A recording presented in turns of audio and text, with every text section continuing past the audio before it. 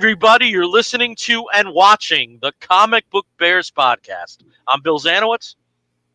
I'm Steve Morey. And I'm Caleb Alexander McKenzie. And we are your hairy, heavy homos that talk about comic books, but you don't have to be a hairy, heavy homo to listen in, or in this case, stream in.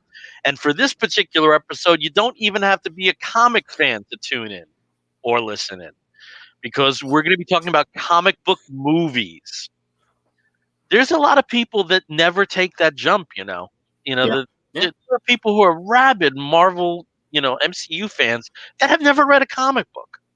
And I would argue the majority of them. I don't understand, but at the same token, let's celebrate the end of that. We're going to talk about, we'll be talking about films. We're each going to be presenting our 5 favorite films that are somehow based on comic books. We've done a show like this in the past. We did one in 2014, but it was me and another guy and another guy. So for this one, I don't know what this is going to play out with the two of you doing this, because I know we have some commonalities and we also have very different tastes in film. So it's going to be interesting. We did pose questions out on the internet. We got some interesting responses, and also figure it's worth mentioning that today is International Podcast Day. So we have been a podcast for 9.5 years. We're coming upon our 10th anniversary next April.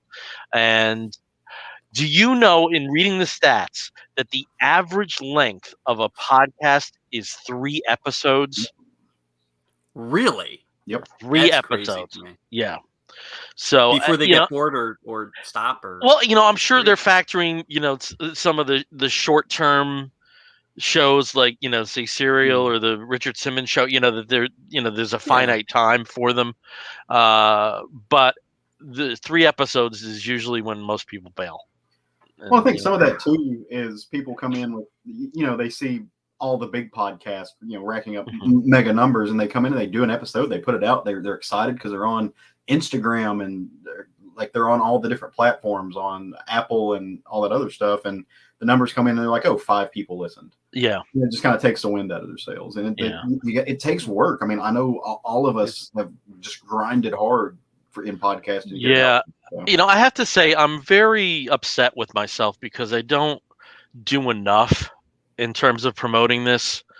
And, I've been sitting on the Spotify for ages. I know exactly what to do to get us on Spotify. I've been sitting on that for ages. And, with our show, and this affected a lot of people, something happened in Christmas of 2016. And basically everybody's numbers went down, apart from, the My Favorite Murders and the NPR connected shows and, things like that. And, I am frustrated because, we were on a good roll. We had live shows in connection with New York Comic Con. I'm still remarkably proud of the interview shows that we've done. I think we've consistently been a very good interview show when we have had creators on.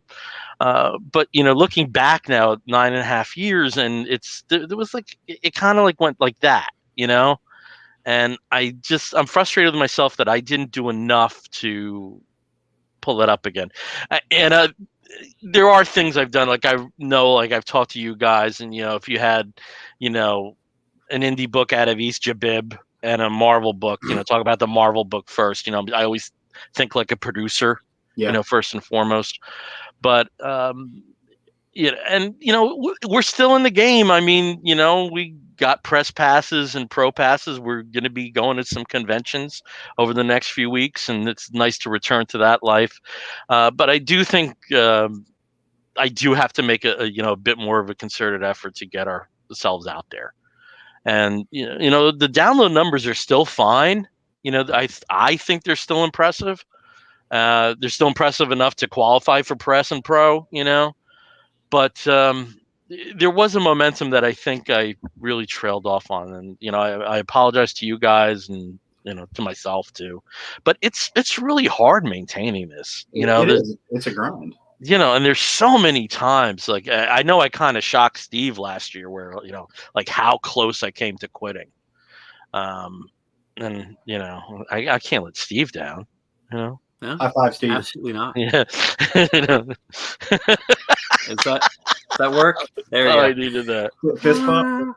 But it's when you do have a landmark day now that there is a show. Yeah. Sorry, there is a date for podcasting. It makes you reflect on some things. And there's frustrations. I still get frustrated how much I stammer. I think I'm a better MC than a host. I'll be like, and here's Tom Jones. That's me. And Is Tom Jones joining us? Oh, I'd have him on. Yeah. It's hard too though, because we talk about this with other podcasting friends of ours. The podcasting quote unquote market is saturated because of how easy it is to do a podcast. And it's one of the reasons those numbers are, the average podcast is 3 is because literally everybody and their brother with a cell phone can do a podcast, and they do. There are for a variety of things, but even the comic market is saturated. So it's really hard to get those to pull attention, because people do have limited time and limited and while it's a lot more convenient to listen to podcasts than it is making, you can listen to it when you have to make it. But it's different at times. It's one of those things. But also, we're not in it for the numbers. We're not in it for that. We'd be doing this even if it was just the 3 of us on a Zoom call. Yeah. But it does make you reflect when there is a mechanism that's out there that says, this is your day, Oh, I didn't mean to start the show on a down note. Hi, Lima. Yeah. Hey, Lima. I'm sorry. Lima Nato has joined us. I was looking forward to this all day. I really was. And then we get all maudlin. Like, what is going on? What's going on here? We're talking about movies and stuff, but yeah. Well, let's just to pull it back up, Bill. I'm curious. Did you get any pickups this week? Did you get any cool, fun gets? Yeah, I got a couple things. The first one I want to talk about is it is listed here as the X-Jet, but we know it as the Blackbird. And this is, the X-Men's vehicle, their plane. It's part of the Hot Wheels line. And the best thing about this is it's part of the Hot Wheels 99 cent suggested retail price line. So it's one of the new ones for 2021. It appears to be the only one. Usually if there's multiple, say if there were other ones from Marvel in this line, they would be featured on the back, and there's nothing there. So I think it's a one-off as part of the 2021 line. But if you can find it, 99 cents, how can you not want this? We'll just open it up and see how it rolls and how it plays. Shut up. No. He's going to all of a sudden Steve Square goes away. If I get a second one, one to open and one to...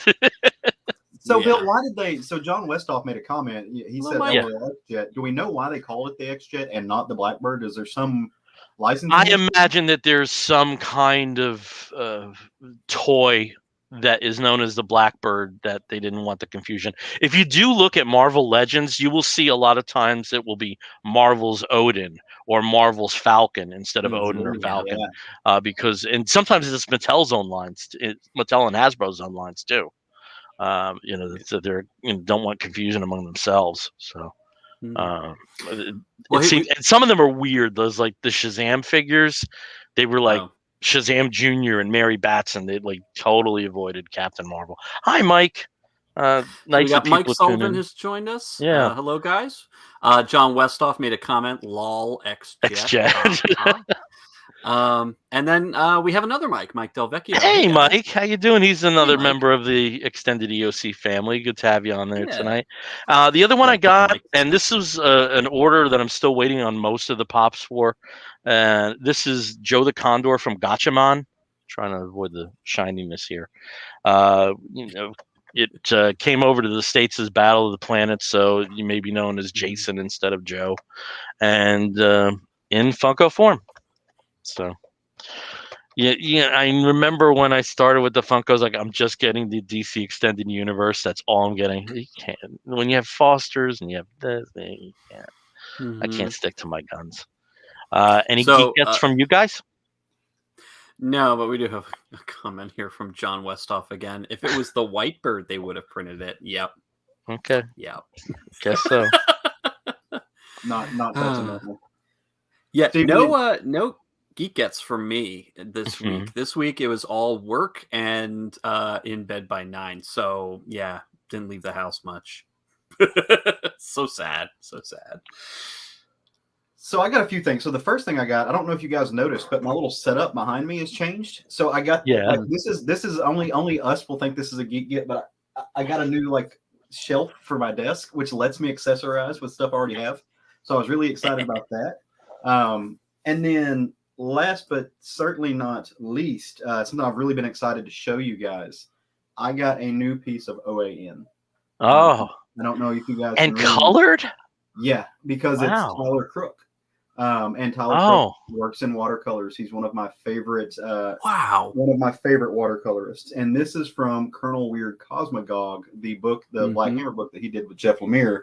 It is issue number 2, page 13. So I now own a piece of Black Hammer history. And because, I've said this before on the podcast when we were talking about things, I think Jeff Lemire, and this is just my opinion, I think Jeff Lemire is one of the most important comics creators, creative minds in comics today. So you take that, you compare it with the fact that Tyler Crook, I've been in love with him and his work since the first time I saw it in Harrow County. This is kind of a grail piece of art for me. So as soon as I've just been giddy ever since. I showed it to Roger 4 times a day, and he's like, "I don't give a shit. Go away. Yeah. Stop looking me up." Well, we've got some people here talking about how much they love Tyler Crook as well. So John Westhoff, Tyler is so great. Mike Del Vecchio loved Tyler's work as well, and John continues. He actually has a BPRD page from him, but it was not colored because Dave Stewart was doing the colors. But it is 2 very pretty hearts. So thank you, John. Nice. I want to see that BPRD page sometime, John. Yeah, Sure. I probably, the thing is, I've been reading BPRD solid. I went to BPRD monthly, I think back in 2013, right as it transitioned to Hell on Earth, and got single issues for everything BPRD that was released, and everything Hellboy actually that was released after that. And they've had some really great art in those books. It just kind of keeps the spirit of Mike Mignola, but it also really highlights some great artists that have worked at Dark Horse and worked at Image and worked, a lot of their own books. But yeah, BPRD, good place to get cool art. So anyway, with this show, if people normally tune in, we normally review comic books. And I kind of instigated this because I've read a few comics and they really sucked on Saturday and Sunday. And I don't want to say what they were, but they were the books I was planning to talk about. And I'll just do it for the people who love it. They were all La Bamba. Okay, got that out of the way. So when we are at a loss, we do a theme show. And movies, why not? There's plenty of them out there. It's also interesting that I have a different top 5 from when we originally talked about this. Principally because there's newer films, but also there's always a reappreciation. There's always things that you rank a little higher one day and then not so much feeling it the next, and it might be indicative of that. But my top 5 stays, stay pretty stable, at least in terms of comic book films. My top 10 films I think are locked. This was a question I had for you two before we start talking about them. Would any of the films you're talking about make your top 10 films of all time? Yes. Yeah, I think so. Okay. Yeah. Mine wouldn't, and that's not slamming them as artistic works, but they would just, number one would just fall short. Interesting. Yeah, I found that interesting too because I love that we have comic book films. Yeah. I just love it, from what I grew up with. Oy. Well, had nothing. Yeah. Had the Superman films, had Barbarella and Danger Diabolique. I mean, that's that were actually based, apart from serials, on actual comic books. That was it. Yeah. Oh, Danger Diabolique. Oh, dear Lord. Which is wonderful if you can ever see it. It's wonderful. Oh, I've seen it. Yeah. It's more fun being made fun of by MST3K, to be honest. It's so out there that I think you do have just as much fun watching it without the MST3K track, yeah. Which I have. I'll take your word for it. Yeah. Yep. Yeah. There's a few comic book films I'd love it if there was an MC. Even the ones I like, I've heard the riff tracks on the first Iron Man film is really funny. Oh yeah, because riff tracks would issue MP3s that weren't and they would tell you when to sync it and everything. I've heard that one is really, really funny. I can imagine. Yeah. All right, so we should get into this. On social media, we did ask some people what some of their favorites are, and I see some people tuning in. So I'm not going to go through everybody, but for people who are past guests on the show or tuning in, I'll just throw out what was said. We have first past guests well, we have Mike Sullivan who's tuned in, and throw out what was said. I'm getting echo. You okay? Yeah, there's a little bit of echo. It's done. It's done. Okay. So Mike Sullivan, who's tuning in, he listed The Crow, Road to Perdition, and Venom. And our friend Mike Lovins, who was on some of our Star Wars episodes, he gave us a top 10, starting with Batman 89, The Crow, The Dark Knight, Deadpool, Superman 2, Logan, Joker, Scott Pilgrim versus the World, X2, and Wonder Woman. Our friend Tom Kelly, past guest as well. Some of his favorites: Captain America: The Winter Soldier, Blade, Wonder Woman, Into the Spider-Verse, Superman 2, Lego Batman, and Men at Black. Sorry about that. I was like, really? That must be the music behind me. Kevin Sonicson, who was on our show with Cena's video project, Doctor Strange, X2, Logan, a lot of X2 love here, Spider-Man 2, Superman 2, a lot of 2 love here, and Atomic Blonde. Though he's never been a guest, he's been a friend of the show, the artist Robert Hack from Chilling Adventures of Sabrina and a lot of other things. He listed, and this completely fits into his aesthetic. I'm not surprised by any of these choices. Lone Wolf and Cub, Lady Snowblood, which is, I'm very much okay with that pick, and the British versions of Tales of the Crypt and Vault of Horror from the 70s. That's pretty cool choices there. Rob Stager, who's been on our show and was also my co-host for the Thundercast, reminiscing about that one today as well. Thor Ragnarok for embracing the silly, Men in Black for doing the same, Into the Spider-Verse, Black Panther, and for the Majesty, The Rocketeer, Superman the Movie, Dread, The Dark Knight, American Splendor, A History of Violence, and the 66 Batman film. And Ed Cato brought up a film I've never heard of before, and looking at it sounds interesting, Tamara Drew, which is based on a serialized British strip that was collected as a graphic novel, which is effectively a rom-com. I thought that's a really interesting pick. And so that's some of the picks that we have. Let's throw some other ones out there, but just a really interesting and broad scope of films. And when you do think of films that I think the person who's uninitiated into comic books and graphic novels probably would be shocked, that certain films like, say, Road to Perdition started life as a graphic novel. So certainly one of the films I'm going to be talking about, I think, is a big surprise that's the medium it first appeared in. So yeah.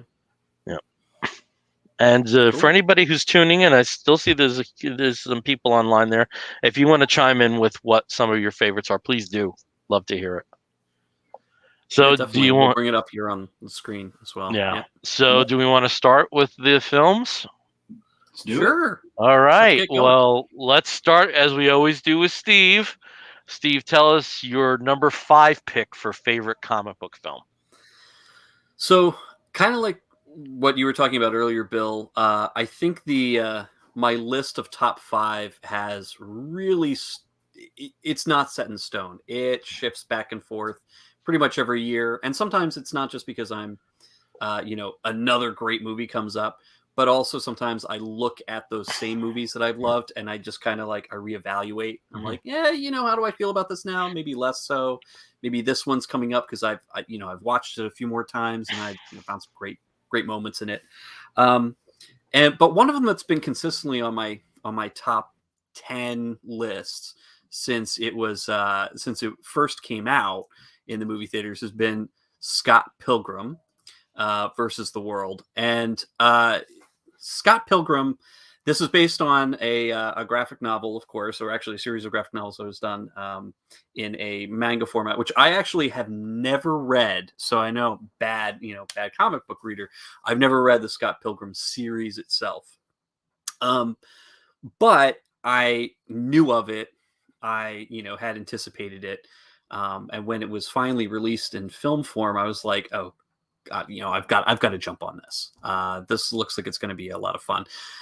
But I did not watch or read a lot about the film version itself, other than, what it was based on and some of the interesting things about it going into it. So when I watched it, the entire movie was brand new to me. The majority of the plot, what was going to happen, all of this.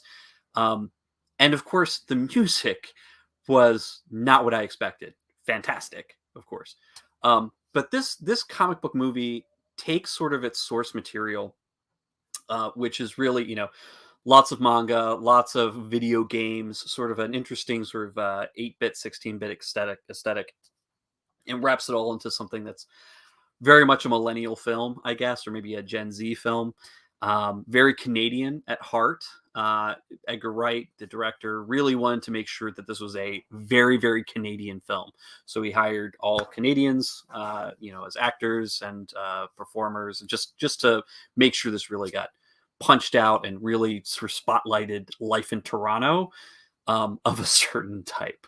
But it's great. The movie's hilarious. The characters are just wonderfully weird. The setups are just way out there and wacky and crazy, and the action is pretty fast because these are not characters that, just looking at them, you'd think, oh, wow, that's somebody who can, do a roundhouse and fly or do anything crazy. But all of them do. All of them are wild and crazy. But with all of that at heart, it is a very cute love story. Somebody who's obsessed with a girl who is probably way outside his league, but he just feels that they have a destiny together, and he really wants to explore that. And unfortunately, he has to do that by, not metaphorically, but actually beating all of her exes into a pulp, defeating them somehow, and learning from that experience. But it's a lot of fun. It's super exciting. I know everybody that I've shown this movie to over the past 10 years since it's been out have also really enjoyed it. It's not necessarily for everybody. If you don't like kind of dorky heroes, you might be less into this movie. But the music still rocks. It's still, still amazing after all these years. Plus, you get Brie Larson early on, Captain Marvel, doing one of the really cool musical numbers in this film. You get a lot of other, superhero cameos. Chris Evans plays one of the X's, and so does Brandon Routh. Brandon Routh, formerly a Superman from Superman Returns, but then also Captain Atom, or not Captain Atom, the Atom from DC's Legends of Tomorrow and Arrow on the CW. There's just so much here in this movie. It's a lot of fun, a lot of great cameos, and oh my God, did you see that? Plus, Aubrey Plaza is just wonderfully Aubrey Plaza in this movie too. So I definitely recommend, if you haven't seen it, this is my 5th of my top 5 currently. Scott Pilgrim versus the World. Okay, cool. It didn't make my top 5, but I do love it. I have it in my hands here. And it's a very, very Edgar Wright film. Yeah. It's for sure. Gloriously Edgar Wright. A question I have is, if from this, did you ever read Scott Pilgrim and graphic novel? I didn't. I actually did not go back. See, that's the thing. Like, I never read Scott Pilgrim prior to this, and I didn't go back to read it. So I am one of those people, I think we were talking about this before, who loves a particular comic book movie or series of movies, but then isn't enticed to go back and read the source material. And unfortunately, I just never got into the source material itself. The movie is enough for me, which I know is weird, especially when we start getting into some of these other movies. But for me, I think the movie was more than enough. But I know, recommended wise, Scott Pilgrim comes very highly recommended for somebody who's interested in a North American style manga series. Yeah. And I do think sometimes you do get films that stray so much from the source material that it isn't necessarily requisite to continue that experience. One that immediately comes to mind is Wanted. That it's just so far different from the film experience. And I think Wanted is one of the best, like, last 3-4 minutes of a film. That whole sequence as he's going and the bullet traveling through the donut and all that stuff. I mean, I just think that's phenomenal. I think it's a good film. I wouldn't put it in this category, but I do think it's a very vibrant, cool film, and that ending is perfect. But again, really nothing like the graphic novel it's based on. Yep. I did want to bring up some of the comments here. Lima Neto, according to Scott Pilgrim's soundtrack, still amazing after all these years. It was such a surprise, great movie. And 100%. Every once in a while, I will do the whole soundtrack, just put it on in the background because it's fun. It's kind of goofy. Do we want to actually? We've got some comments. Oh, sorry. I was gonna say they actually have at the record store I go to. They have a 33 of the Scott Pilgrim, and I it's on my short list of things to buy. And so this movie did not make my top 5 list as well, but it was solidly in my honorable mentions, specifically because of the soundtrack. Because I'm the type of person, much like this movie kind of dictates, I attach and adhere music to moments in my life, and I think this movie does a really good job with that. Not to mention it leans into the fact that it is comics based, like with the graphics and everything. So I adore it. I'm glad it's represented because it deserves to be. All right. Yeah. All right. So what other comments you got there, Steve? Yeah, we've got some comments here, also from Lima and from John West. I was talking about what kind of favorite movies they wanted to bring that up. I think we can kind of pepper these in. Lima says here, American Splendor, the movie is wonderful, mixing layers of fiction and reality interwoven here. It's really great and totally a comic book movie, like a continuation and an adaptation all in one. I totally agree with that. And then John Westhoff has to bring in Into the Spider-Verse, Winter Soldier, and we'll be talking about that. Spider-Man 2. Lego DC Justice League. Oh, those Teen are Titans gems. Go to the movies. The Lego movies that are done for the direct market they're gems. We're not necessarily going to be talking about one of them, but something kind of in that wheelhouse is on my list. So talk about that. Yeah, cool. I'm passing it on to Caleb, I guess. All right, Caleb, tell us about your number 5 pick. Well, I want to take us back to the year of our Lord 1995. And the first one, number 5 on my list, is none other than Tank Girl. I adore this film. I was probably too young to watch it when I watched it, but that's what made it so kind of amazing.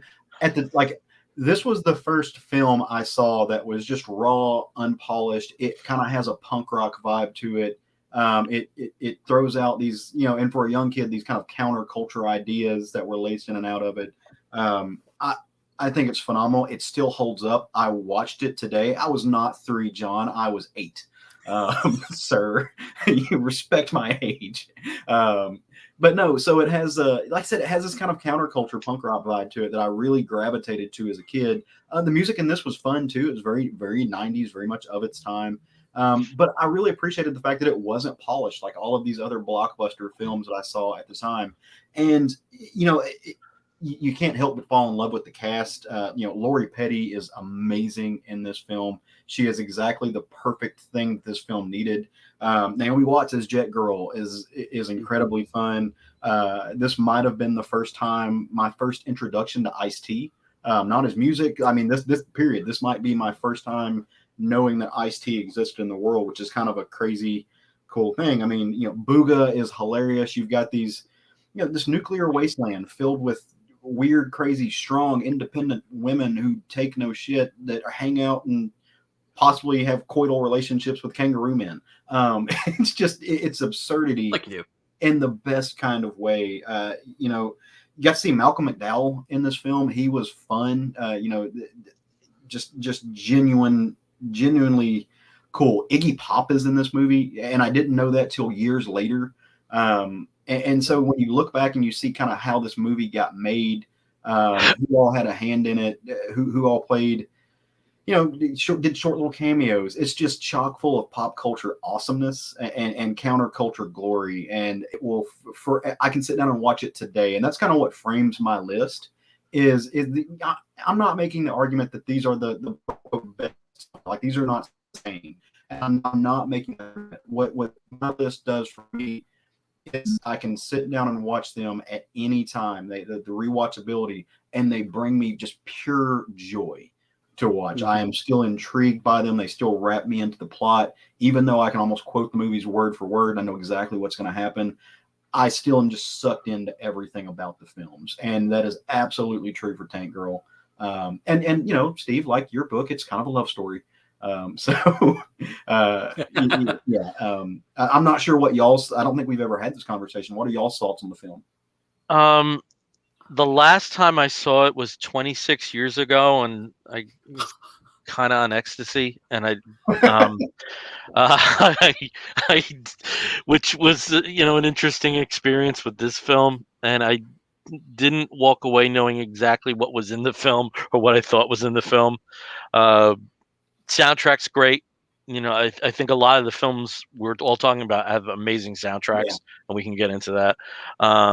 But it's due for a reappraisal just because I wasn't fooling me when I saw it.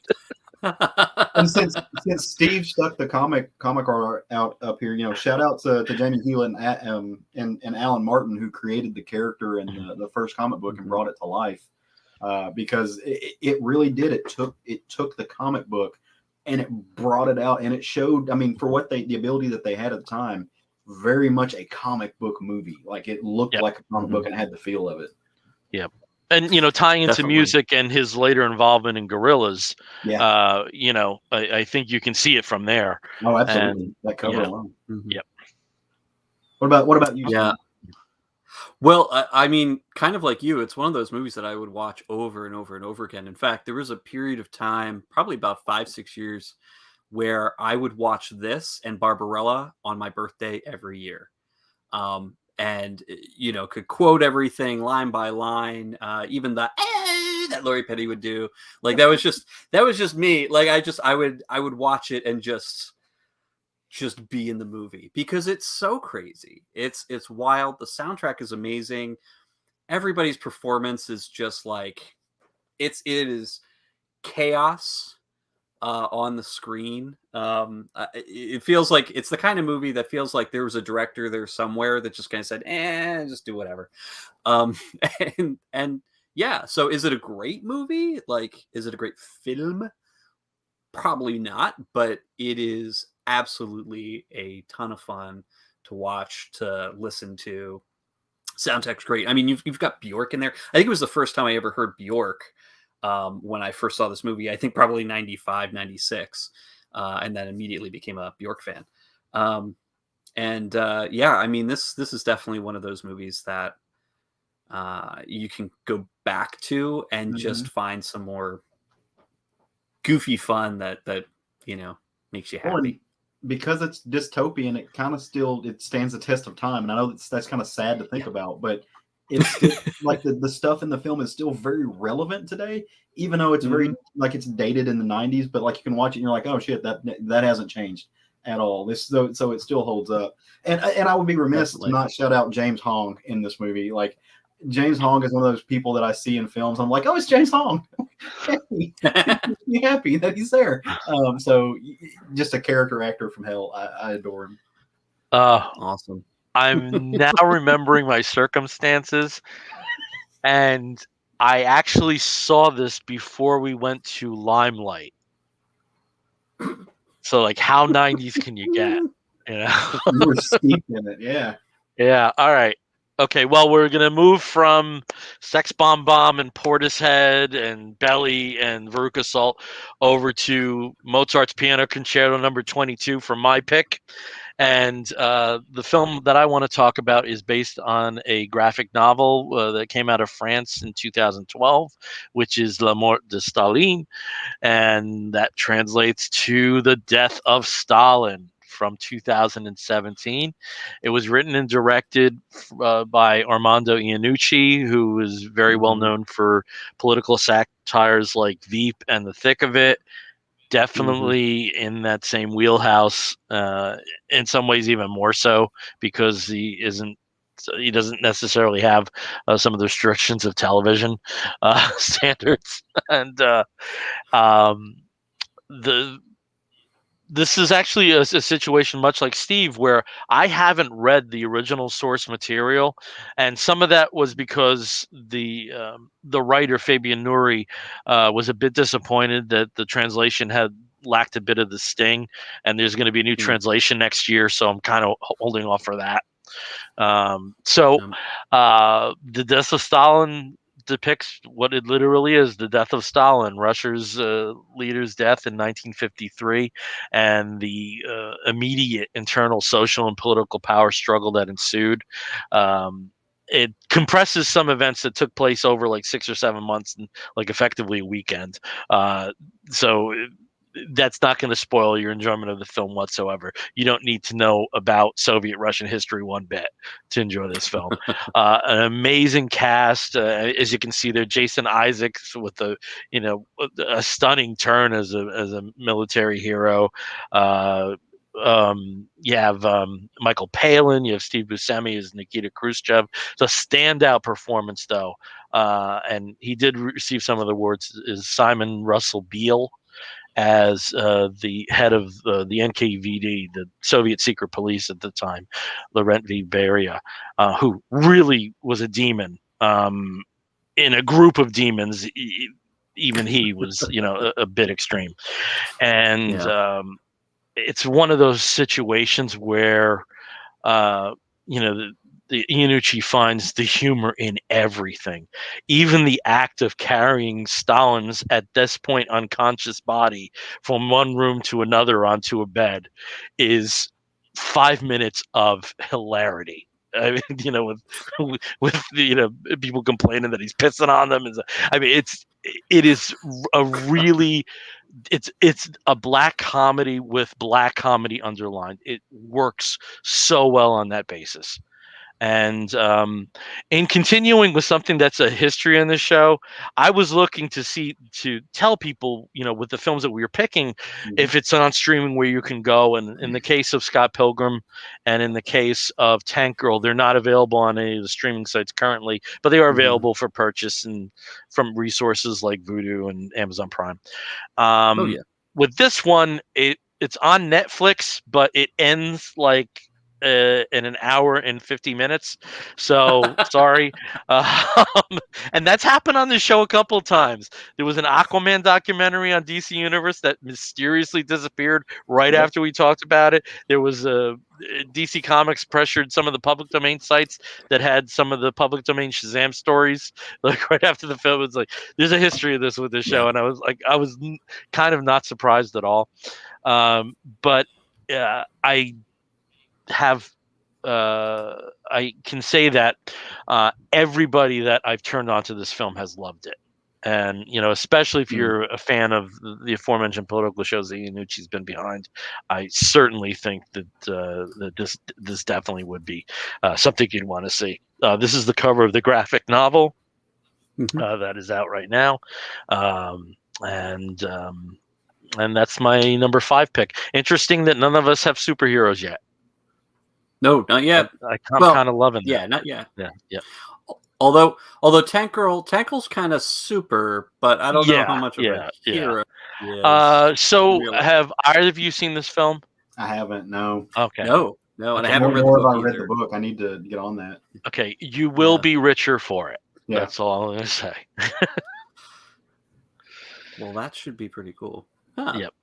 Well, it's funny that you should talk about something that is originally from source material that was written in French, because that is my next pick. My number 4 is a film that was it's an animated film based off of a graphic novel, or actually a set of 2 separate graphic novels that were written by an expat from Iran, formerly known as Persia.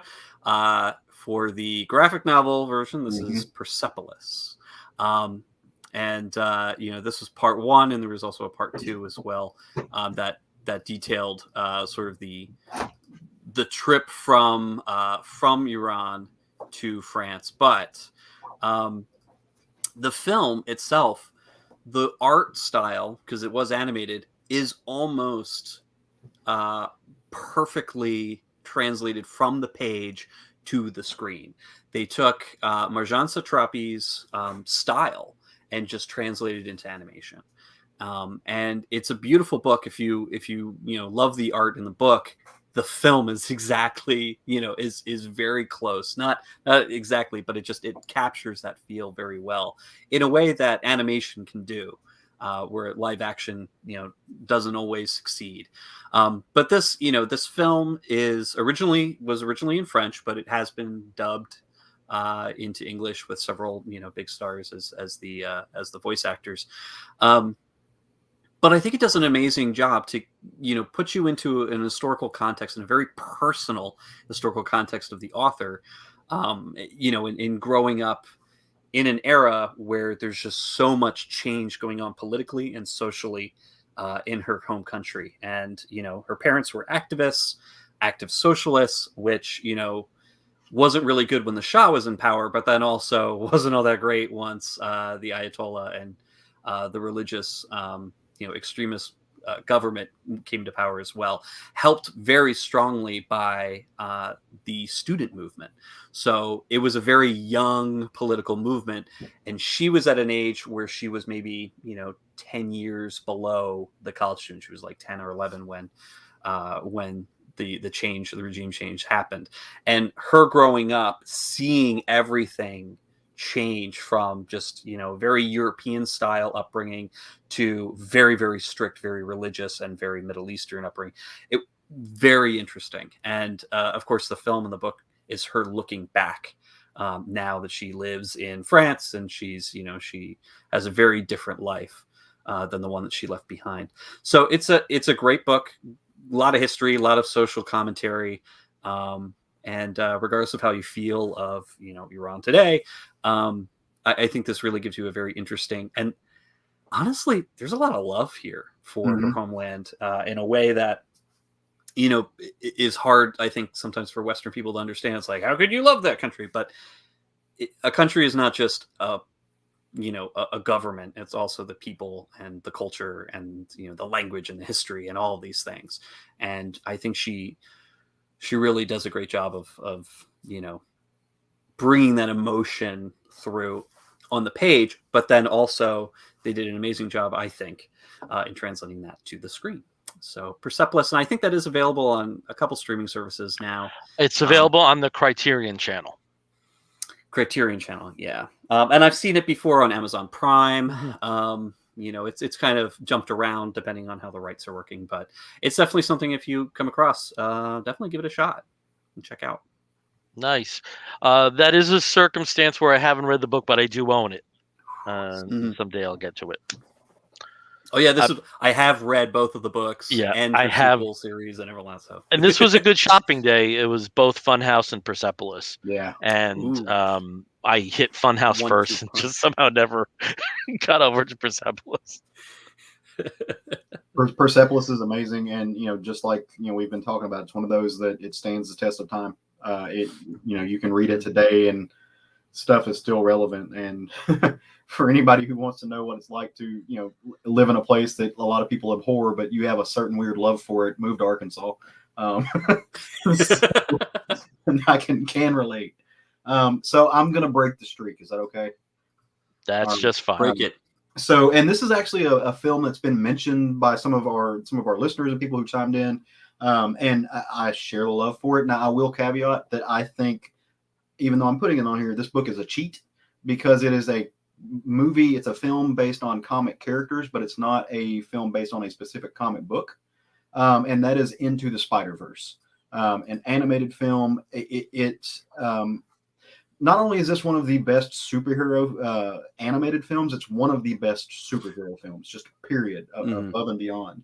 I have the utmost love for this. It came out in 2018 out of an all-star cast. I still love Mahershala Ali as Uncle Aaron, of course, the Shocker in this world, and it gives us Miles Morales, and really it gives us Miles Morales the first time that we've seen him. I don't know if, well, the first time I saw him outside of the pages of a comic book, at least, he may have been in some other stuff here or there, but wonderful. You get Shamik Moore, who voiced him. You get Jake Johnson as Peter Parker in this story, and you get Haley Steinfeld as Gwen Stacy, among some other characters. Most of you have seen the film, so there's really no need to rehash the plot, but it does play with the multiverse, which is something that we're about to see hit the live-action film franchise. So, really great that it started there. But as you can see from the graphic, you get Peter Parker, who is akin to the Peter Parker that we know, not exactly the same from like the 616 world, but something like that. Miles Morales, you get Spider-Gwen, you get the Spider-Man Noir, you get Spider-Pig, and Spider-Ham, yeah. Spider-Ham. You get this incredibly Peter Parker diverse cast of characters. You get and then forgive me, I can't remember the name, but the manga based Spider character that they did for like the anime for overseas, and I wish my buddy Jerry that I used to do a podcast with could probably tell me everything I wanted to know and more about that character because he's such a big fan. But this yet again, the same thing that I loved about Tank Girl as something I love about this. It brought a comic book to life in a different way, because obviously this isn't live action film, but this is the closest thing that I've seen to having a comic book just get up and move. We've had stop action comic movies before. This is something totally different, and it brings the vibrancy and the kinetic energy that you get in these kind of Miles Morales style comic books. It's very much Jim Mahfood kind of stylistically. It's Jason Latour. It brings out just incredible things, and I just adore it. Again, the rewatchability of the film is out the window, and the sequel is about to come out. I think next year sometime. So I can't wait to see what they do with it. Hopefully we're going to get Miguel O'Hara. I know it was hinted at in the last one. So I fingers crossed. But it was just wonderful, and it kept the heart of a Spider-Man story, which is what was also incredibly important to me, because you can give me these animated features featuring these characters, but for a character like Spider-Man, no matter which version of Spider-Man it is, no matter which universe he's in, no matter which iteration and who is embodying the legacy of that character, it gets down to the heart and the struggle of that character that pushing the machine off of themselves, so to speak, just to go full-blown Ditko with it. So yeah, I could go turn this on Disney Plus right now, or I could reach into my DVD case and pull it out right now. I've got it in several forms, and I can't wait to sit down and watch this with my nephew for the first time. But I also can't wait to sit down and watch this with my husband again. It's got such an appeal that crosses generations. So it's solidly one of the best films that came out that year and to date. Okay. Unfortunately, it is no longer streaming on Disney Plus. Oh, really? Okay. It is streaming on FX now, and it is streaming on, get this, Spectrum. So it is out there. It was on Disney Plus. They do moratoriums and things return, every so often. So that's what that situation is. I just wanted to mention that if people wanted to see these films. So sometimes it's easier than it should be. I really like this film. Talk about just chock full of Easter eggs. Yeah. Through the film, and just fun from the word go. And the second Marvel film in a row, because I do consider Big Hero 6 to be, and that to win Best Animated Feature. and I loved it, and really looking forward to the sequel. Yeah, same. I mean, I didn't know what to expect going into this. I knew it was going to be really cool and very different, but it's an amazing introduction to the character of Miles Morales, an amazing introduction to his world, but also it made me so happy to see Spider-Gwen. Like seeing her on stage brought, or not on stage, on screen brought to life. Mm-hmm. Just, Yeah. I mean, like I had butterflies when Yeah. I saw her in civilian attire, and I recognized her right away, and I'm like, oh, it's Gwen. Yeah, Spider-Gwen. and Like, especially to not have to be bogged down on explaining. It was so economic how they explained the multiple universes. So that was always a worry for me. That it would take so long for them to explain how there's a Gwen that got bitten by the spider. And yeah, me too. I mean, she's one of my favorites as well. And oh yeah, to have that was great. Well, and of course Oh, sorry. Go ahead. I was going to say, I think the medium of animation just played that up and made that possible. And that I was going to say that ties into what Lima was just saying in the chats. Yeah. And so while you're pulling that up, though, I do want to, I'm not 100% that this is true, but I feel like it is that, Stan Lee passed away in 2017. I want to say this was the first time since his death that we saw a Marvel thing. And there was a little bit of Stan Lee in this. And I know Stan Lee, a controversial character. You get a bunch of comic nerds sitting around, and you've got one person that loves him, regardless of anything. You've got one person that hates him. I remember sitting in the theater, just like, on the Stan Lee cameo and just getting like, getting that throat, getting it caught in your throat and just getting all misty eyed. Yeah. Yeah. And Lima says here, to bring up what you had mentioned here, Persepolis and Into the Spider-Verse make strong cases for animation as the truly audiovisual feature that does justice to comic books. And I do agree. In some cases, yeah, I definitely agree that animation, because again, it's that kind of very heightened, very interpretive and expression of reality that goes into comics. It's not picture realist that you're seeing usually on the comics page. And so having that kind of, beautiful style and the anything goes that can happen in a comic book and see that translated so perfectly on screen in animation, that makes it, just like jump off the page. Whereas a live action, there's a lot of interpretation, a lot of the actors, embodying these characters. You kind of, sometimes you have to kind of say, well, it doesn't look like he does on the page, but there's so-and-so. Okay. Well, that's going to feed into my number 4 pick, because mine is also an animated feature. And when we were discussing what would qualify for this, we didn't come down on the end of television, but we were okay with direct-to-video situations. And in this particular case, for a number of years, I want to thank Gary Mirano of Warner Brothers for these invites, that when they did have DC original animated movies, they would often have a promotional event where it would be screened in front of an audience, usually at the Paley Center, but there were some other areas in New York that would get them. So I saw this particular film, and The Dark Knight, and many of the Lego films, and Justice League Dark, and it's such a great experience seeing this with an audience, which is a shame because that's not the part and parcel for the direct-to-video movies. But the one that is in my number 4 slot is Superman Batman Apocalypse, which is a sequel to Superman Batman Public Enemies.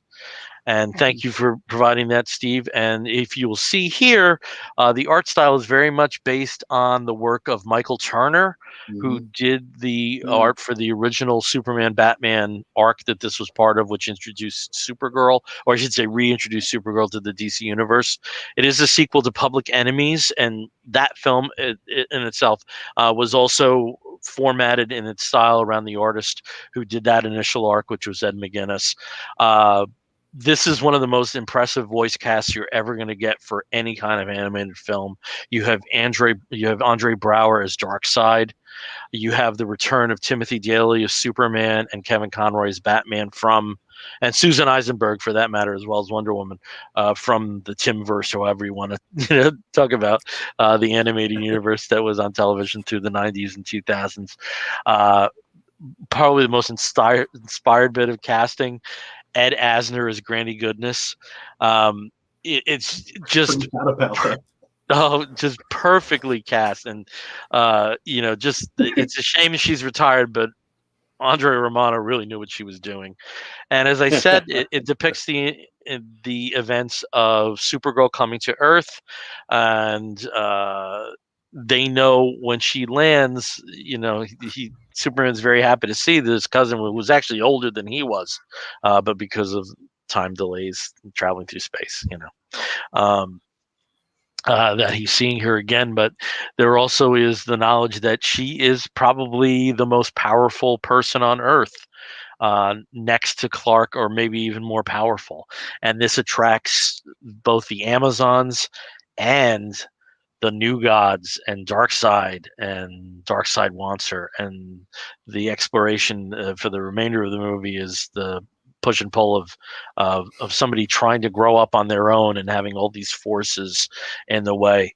The soundtrack is exquisite. I forgot who the composer was. Maybe it's on my thing here.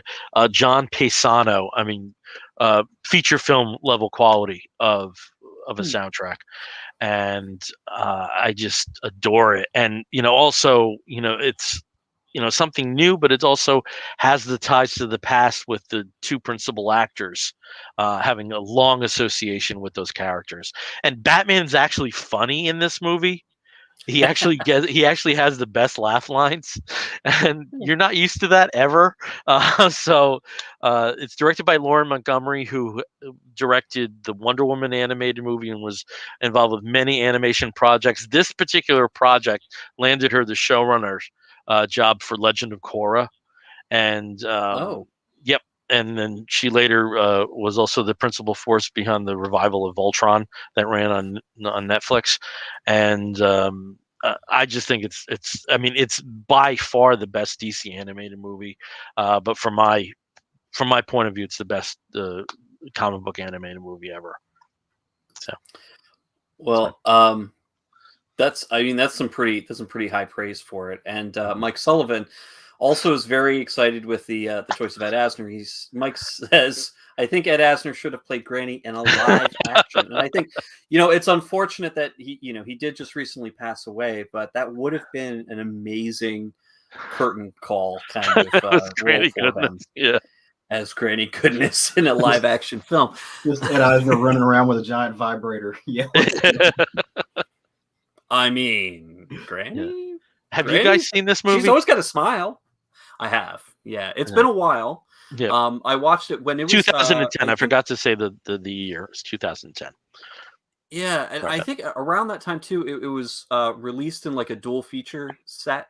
So you had Public Enemies and Apocalypse, sort of like maybe released in like a it's like one of those things that you buy at the supermarket. It wasn't like a mass so market release. It's like a 2-for-1 kind of thing. And also has a fantastic Green Arrow animated short in there as well, on the backup on the DVD and the Blu-ray. So okay, it was good. Oh, and we've got John Runyon has joined us. Comic book. Hey, John. Welcome, John. Yeah, John, we have to hear the Bill Willingham story at some point. I'm going to pressure you for that. Yes, we will. Okay. All right. Let's go over to Steve. What's your number 3 pick? Well, talking about how Supergirl is one of the most powerful characters that's introduced in that film or reintroduced in that film. I kind of also want to take another strong and extremely long-running woman character that for about 75 years people said there's no possible way you could ever make a movie featuring this character and have it actually be successful.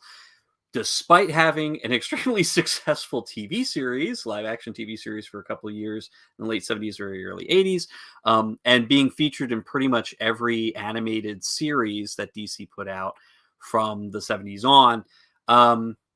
And that is Wonder Woman, who, we finally got the Wonder Woman film. I believe it was 2017, was it?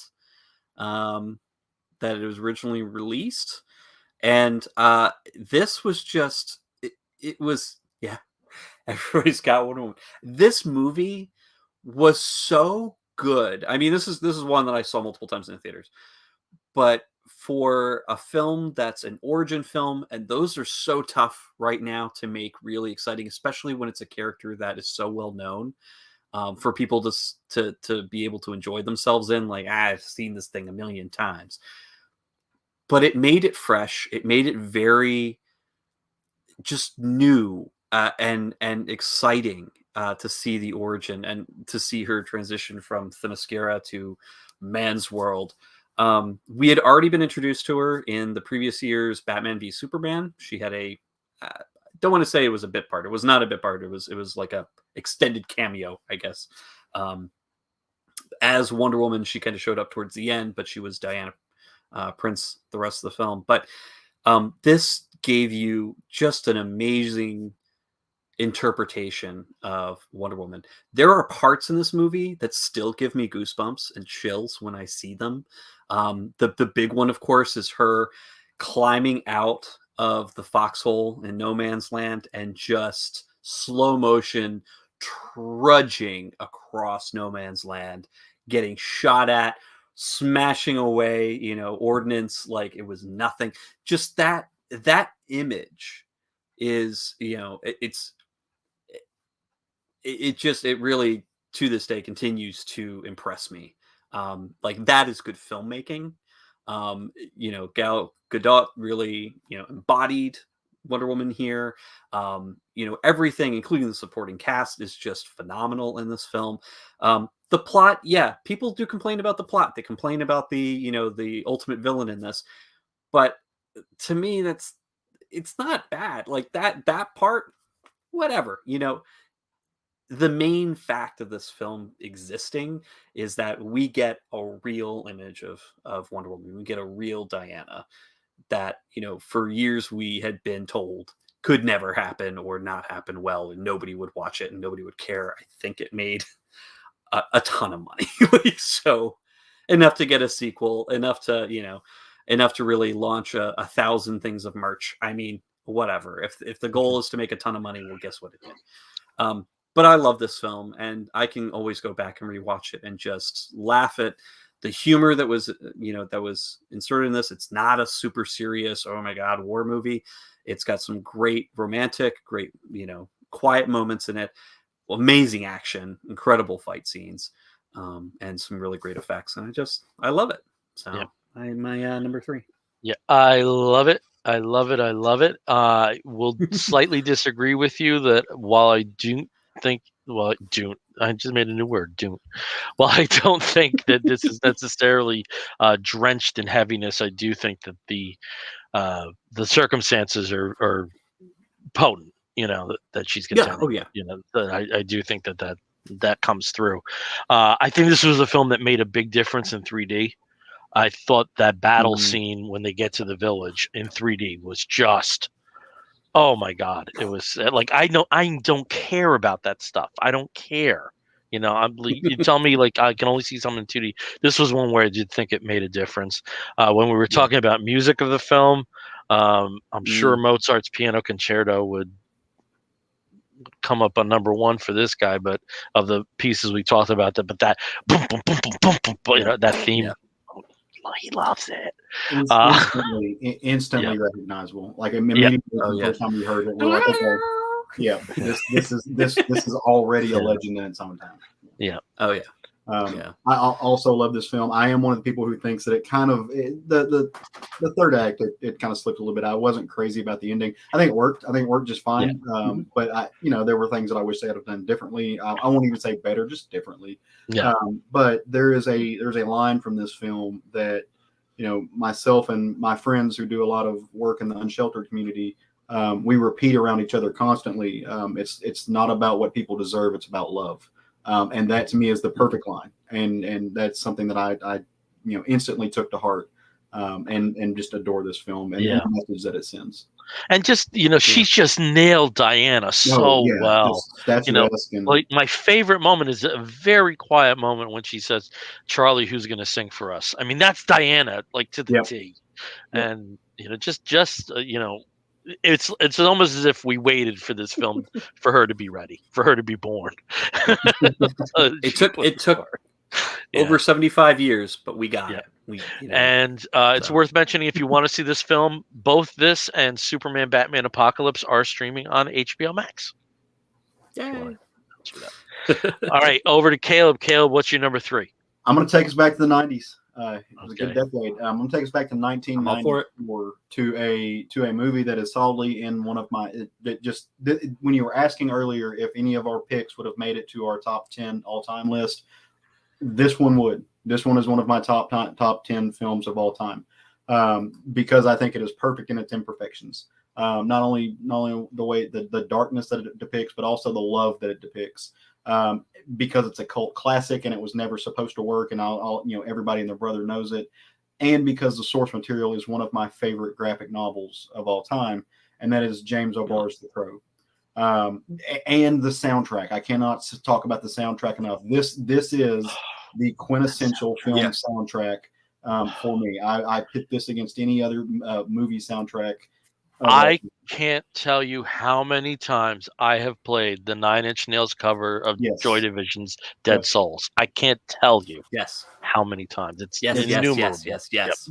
From start to last, the album is just perfect. Even the odd man out for the album to me is the Pantera song, and still it just works. And James O'Barr was instrumental in getting all these people and putting them on the list.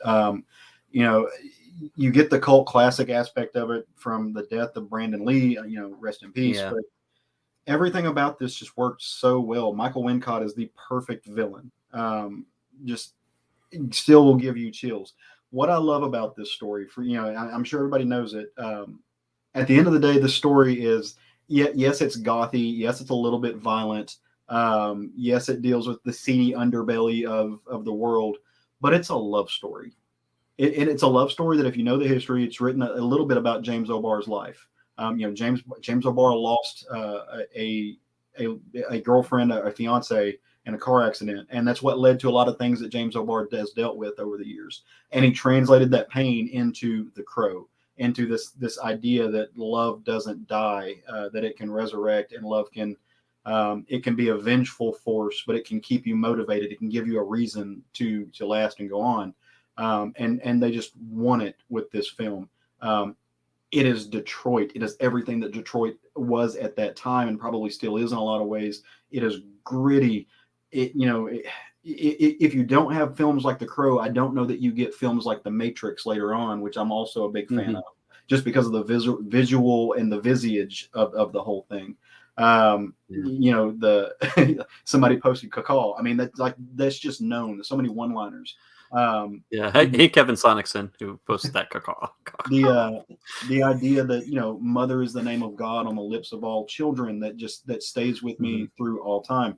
My grandmother, my maternal grandmother, was killed by a drunk driver when my mother was 8, and I was not around to see any of that, obviously, but I've seen what the aftermath of losing a spouse can do to a family, can do to a man who doesn't have, who lost that and had to continue to go on, but wanted that revenge, wanted to right wrongs, and just never could get their arms wrapped around justice. And there was always something there. So, I mean, I have that personal connection with it. But again, just diving into the movie and the vision of having the Crow in flames wrap around Tintin's car, and just having it, just for being a young boy in the 90s, a young man driven by testosterone and stuff like that, to have this and to really not know what exactly it was and what exactly I loved about it till the future. And I've read, people have written their doctoral theses on this book, and it breaks the mold on things like toxic masculinity. It's way before its time. I can go listen to. I think this was my first introduction to Jesus and Mary Chain, Bill. Yes. Like it's just all across the board. And again, they took some great scenes from the comic book and they made it come to life on screen. And it just still fills my heart with joy. I can still watch it and I still cry. I still cry every time. Just solid tear just rolls down. And then I go turn on the soundtrack and I rock the fuck out because what else can you do? So, now I'm thinking about that soundtrack and, Forgotten Machines of Loving Grace and the Rollins Band cover. And it can't rain all the time, and then ending with that beautiful Jane Siberry song. Yep. Yeah. Such a great soundtrack. One thing I do have to say is it's also an exceptionally well-directed film. Mm-hmm. And the director, Alex Proyas, I thought he was going to have a bigger career than he did. And I hope he does course correct because his next film, I thought, was an incredibly which does have very specific comic book connections, though it's not based, and that's Dark City, which I thought was a stunning cinematic work. Oh, yeah. One of my favorites. Wonderful Dark film. City. I hope he gets it back because he's a very talented guy, and especially when you read about the that they didn't actually finish filming, because of the circumstance of the Brandon Lee, and also just the alignment of all the weird shit. Between what the story is based on, and it wasn't just there were other people involved in the production that kind of strangely passed away too. During and before. It's a haunted film. I think is the best way to put it, and. Good choice, Caleb. It wouldn't have made mine because I do think there are some elements that are very 90s about it to its detriment. But it's certainly impressive, and I do think now I think I'm going to watch Dark City after this now because it's so good. Before we move on, I just wanted to say this: this really has framed my I don't know that I'm sitting in this chair if not for this book because that's awesome. I've always said that the thing that got me into comics and made me love superheroes was Busiek's Avengers, Busiek and Perez's Avengers. But the thing that made me love comics culture in the comics world was really James O'Barr. James O'Barr was the first comic creator I ever met. He's the reason I went to my first comic convention. He's the reason I went to my first New York Comic Con because I wanted to meet him again. Mm-hmm. The first piece of original comic art I own is a James O'Barr Crow head sketch. So all of these things, just my love for this film really played into why I'm sitting here talking to you guys and why I have a room full of ephemera that I would literally tried to run inside a burning house one time to pull out. So it's just that frames a lot of why this is important to me. Yeah. Awesome.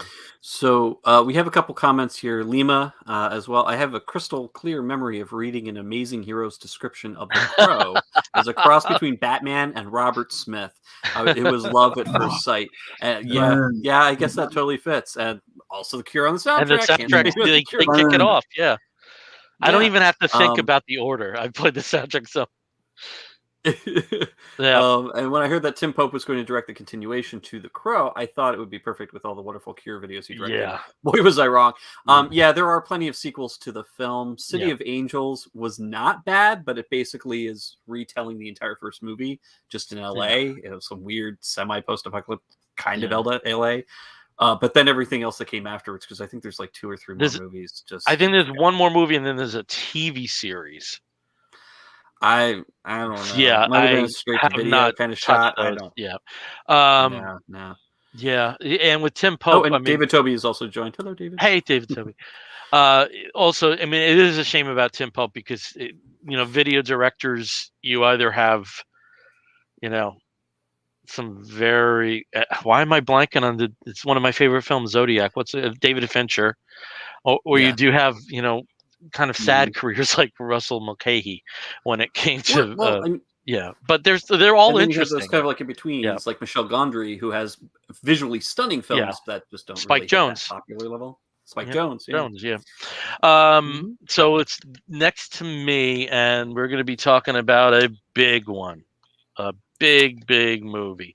One other thing I did want to say is, The Crow was also very important because this, along with The Mask, showed that you could Yeah. have an independent film that a film based on an independent property that could be financially successful. Absolutely. I mean, the Crow, what was it? It was like something like 194 million on a 23 million investment. Yeah. I mean, it was huge profit on that. And sadly, The Crow is not currently streaming. It was on Tubi with the sequels, but again, these are cyclical and seems to be on some moratorium. But you can buy it through Vudu and Amazon Prime, those resources. Okay, it sounds like everything started for you with the Crow, and I'm going to be talking about what really is my first comic book movie, and that's Superman, also known as Superman the movie from 1978. When this film came out, I was 11 years old. So what an age for this to be part of your life. It's the first film that I saw on its opening day. My parents knew that this was going to be something very special. I have I don't want to get emotional about this because there's such a like the first Star Wars film. There's so much emotion tied to my recollections of enjoying this film. But directed by Richard Donner and introduced Christopher Reeve to the world effectively. Brilliant comedic performance by Gene Hackman as Lex Luthor. Basically is an origin story done in 3 parts. It's almost like 3 films in one. You have the sterility of Krypton, then you have the Norman Rockwell-ish ambience of the American Midwest and Smallville, and then Metropolis and his becoming a superhero. I'll probably give like a really terrible synopsis of the film, so I'm just going to avoid that. I think it's a film that most people have seen at some point, so I'm not going to go through that. But for its time, it's maybe hard to process this through 2021 eyes, but at the time, yes, they were state-of-the-art effects, and yes, we did believe a man can fly because of it. The Donner films, I mean, they're like a huge entry point for so many prominent comic book creators like Greg Rucka and Mark Waid. They're not perfect, the Donner films. There was so much footage that you do have things like the 3-hour-long TV version and then the special edition, which was Donner's final restoration of that. Richard Donner passed away very recently. But again with Star Wars and the feeling that the United States had at the time of kind of sobering up from the darkness that was the Vietnam War. This was kind of the second act of that Star Wars, or maybe Jaws even in some ways, because there's though it's a horror film, there's a lot of joy in Jaws, just in its execution. Now, there really is. But it is a very important film, I think, in that it's basically the first comic book film as we know it.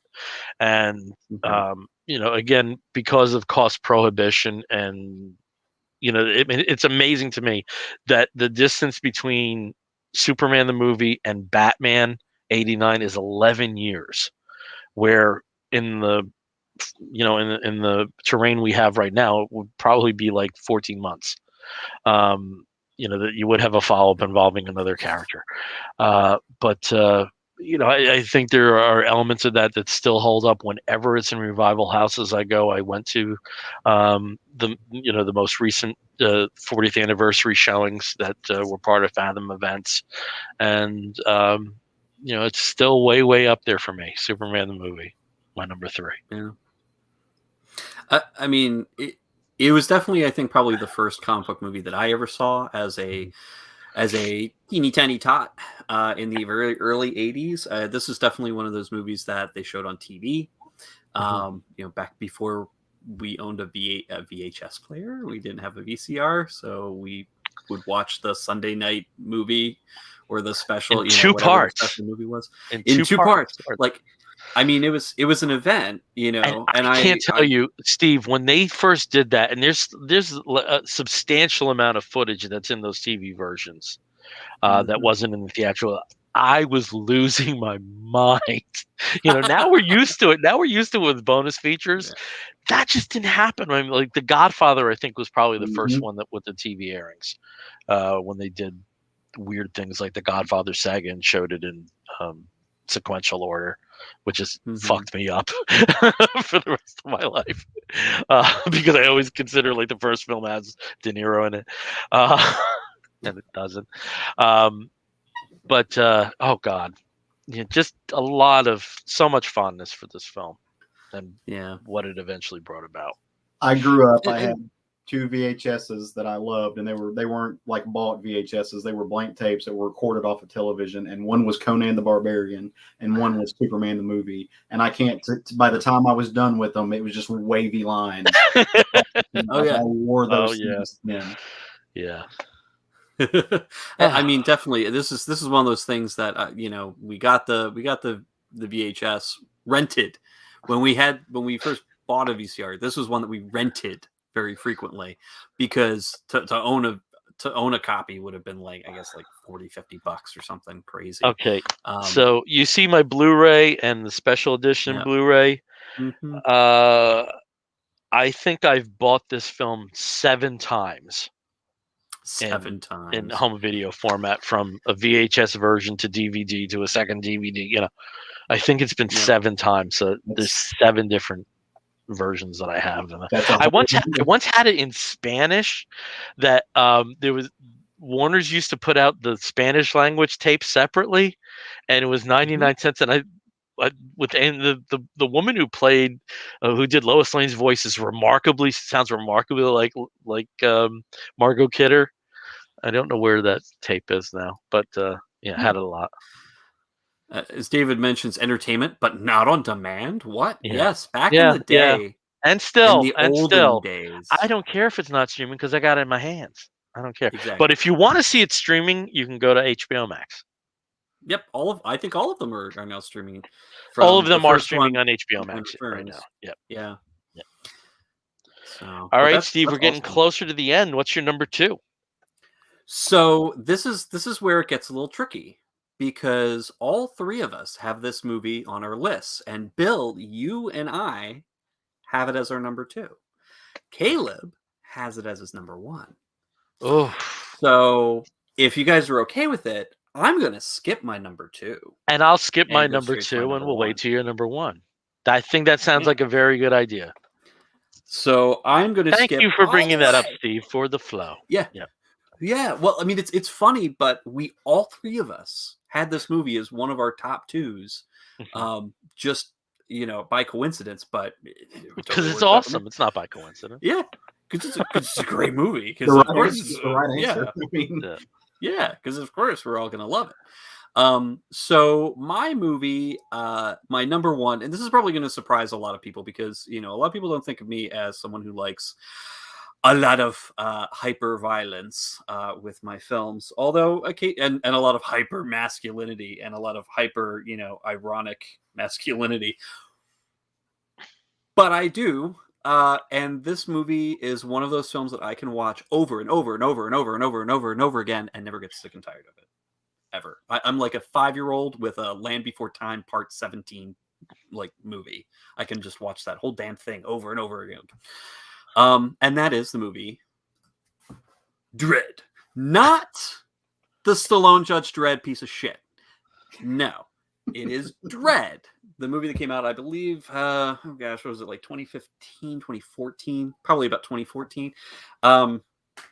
But this one I actually saw multiple times in the theater in 3D, because this is another one of those movies that, if you have the ability to watch it in 3D, it works. There's some amazing images that come through so well when you have, when you can watch it in 3D. And predominantly it's the drug scenes where we see everything slowed down and the colors become hyper saturated, and there's like sparkly light effects that are coming off of every surface.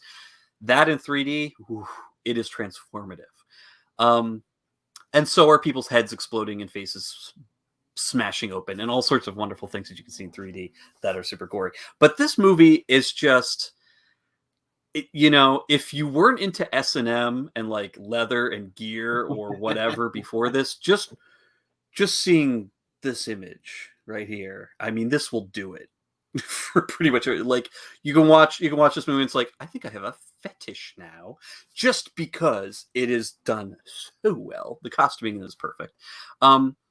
And just the personification of Judge Dredd just works. I mean, this is what Judge Dredd, how I think he sounds, how I think he acts and moves from 2000 AD, like from the comics to this. It is a perfect translation. How I mentioned before that it's so hard to see like the from something that's a drawn, from an artistic rendition of a particular character and then see it played by a live action actor. It's like, oh, well, it's the actor playing this character. No, this is Judge Dredd. I don't care what else he's done. He is Judge Dredd in this movie 100%. And there's just a great cast. It's wonderful. The dialogue is just so, it's Spartan, but it's with purpose. Which is great. It just makes me, I love it. I love this movie. People hate this movie. I absolutely love it. Love it. I don't know what else I can say about it. The basic soundtrack, because there's not like a big driving like rock soundtrack, but there is some great musical cues in this. Especially towards the beginning when he's on his bike, like chasing down a bunch of perps, that are hitting the drugs, the slow-mo, just that, it just gets you going, gets you pumped up in the first 5 minutes of the movie. And just, of course, the bleak future that this presents. There's so many great Easter eggs and just visual cues that if you read 2000 AD ever, you're going to be like, oh, they made that, they put that in. Oh my God, look at that. Look, it's one of the, like all of that is in this movie. And yeah, again, like I said, some people hate this movie. I am not one of them. I absolutely love it. It is my currently top comic book movie. Anybody else watch this? Waves my hand. No, I love this movie, and I actually got giddy that you picked this so high up in your rank, because I would have not picked this movie if I had to bet money on what your favorite comic book movie was. It would not have been Dredd. But it is such a fantastic movie, and it is it is true to its roots, not only in 2000 AD, but also from just like the visual ideology of what is the tower, I think is what yeah, they're the Mega City 1. It's Mega City 1, but like the blocks are, well, it's Peach Trees is the name of the block. Yeah. They're all in Mega blocks, but the concept of going into the building, there is an old Japanese movie called The Tower where they essentially do the same thing, where they work their way up. So that's what I'm saying. It is true to its roots. It plays up the just the idea of it. Carl Urban is Dredd. He just the helmet, everything. And what I love about this movie is that you still get the heart, which is hard to get from just having that's one thing the Stallone movie didn't get right, was the heart that could be in a Dredd story without making the heart come from Dredd. It's his juxtaposition with the other judges and with everybody else that really draws it out. And this was my number 7, I think, when I made out my top 10 list. Or my list that was going to be my top 5 that turned into a 10. This was number 7 for me. Such a badass flick. Olivia Thirlby as Judge Anderson. To be able to play off of what is essentially a scowling brick wall. The entire movie, Carl Urban is just like, like the entire time. Olivia Thirlby just sort of like lends some weird, like some humanity to that. I mean, but it works. Like they're not like like a good cop, bad cop. It's like, really good, also a fascist cop, and a pretty, but also she's got some dark side, twisted cop. Like there's just that wonderful kind of partnership that you see on screens you don't really see very many places, but. And to be juxtaposed with the foil that is Lena goddamn Headley. Mama, she is one of the best villains. She's one of the best villains because she doesn't give a fuck. Like this Not woman, one single one is given, and she just is nasty in this film in a way that she's like not nasty in Game of Thrones. Like she brings a different level of nasty. Just that sort of like, it's like laconic, like nastiness. Like there's a part in the beginning where there are two guys who've been like cutting in on their territory, and her lieutenant basically says, "So what do we do with them?" And she's like, "Skin them and throw them over the side." Like just like skin them and throw them over the side. Skin them. Cutting their skin off while they're still alive, and then just flipping them off from the top of a 200-story mega block tower where they splat down on the bottom in front of like a public, in a public plaza, almost getting a poor woman who's pushing her kid in a stroller. Like, I mean, this is the kind of evil that Lena Headey's character is, and it is so chilling, and it's perfect because it is arch, but arch like lazy arch, like. She could have gone like over the top with this, but no, she's like, yeah, you see this? If you kill me, I'll fucking blow this whole place up and everyone will die. Okay, cool. I think we have to call her Lena goddamn Headley now. That's her middle name. It's gonna go on IMDb. Wonderful. So I think the way we're doing this now, I think I need to go next to talk about my number 2 before we all talk about number 1s. So. Gonna take us back further in time. I'm starting like apparently I'm the old man of the group this time. I'm just progressively going back. But I know this is a film that you all love as well. And it's one I'm getting again, everything that I look for. Ironically, it's not in my number 1. Soundtrack to this movie is amazing. Just it kills. All-star cast, and that is I can't even tell you the cast because you'll just know. But it's Batman. It is Batman 1989, and it really set the stage. I think it set the stage for our modern era of superhero films. Like where like Bill said, there was 11 years between Superman and this, and this really just took it and ran with. I don't even know what you call it, but it's Tim Burton being Tim Burton just across the board. He got a little bit more. The best comment I ever heard with what you're talking about, Caleb, is that Superman 78 is Elvis Presley, Batman 89 is the Beatles. Yeah. You can't. It is hitting on every level. Everything is in sync. Michael Keaton just wins. He. Everything from the grimacing Dark Knight in the suit to just being Bruce Wayne, like he was just a pretentious prick of a billionaire when he needed to be, but he was the knight. He made you scared. That cowl, even though he couldn't move his head and he looked like a mannequin shifting with his shoulders, like it just like you could still he did not feel stiff. It felt like he was fighting crime. He embodied that. Jack Nicholson, who like. My favorite Jack Nicholson role is actually not this film. It's actually Easy Rider. I love his character in Easy Rider. Like I don't know why, because he just he plays the third level on that. But regardless, transformed I think the way that we really do think about the Joker. He is hard to peg down because like people like to make those lists. You have the clown from the television show, you have the gangster from '89, you've got the anarchist from Dark Knight. I don't think it's fair to just pin him down to being the gangster. He's a little bit of everything. He is sadistic. He is a gangster, but he's insane. He is an anarchist. He wants to see everything burn. He's driven by hate, but more so he's driven by obsession. Kim Basinger just is gorgeous in this film, all across the board. So I was 2 when this film came out, but I don't know how many versions of this movie. I just killed Bill. Bill just died out. Like for those of you who are listening, he just fell over.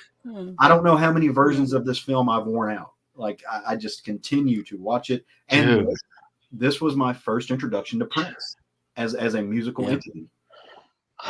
What more? So and I think this was my first introduction to Batman. Like I think this was it. This is how I found Batman. Batman and Prince. So the best comic book duo of all time. I mean, yeah, this is definitely my first introduction to Prince. It was not my first Batman because that was the Batman original series. That was Wait. constant Hold We're gonna put Bill through it. Hold on. So you were born in 1980, right, Steve? Yeah. So you didn't have any familiarity with Prince until you were 9 years old? I grew up in a household where the only music that was allowed was either gospel, a cappella, or Amy Grant. So Then you wouldn't have heard Prince. Okay.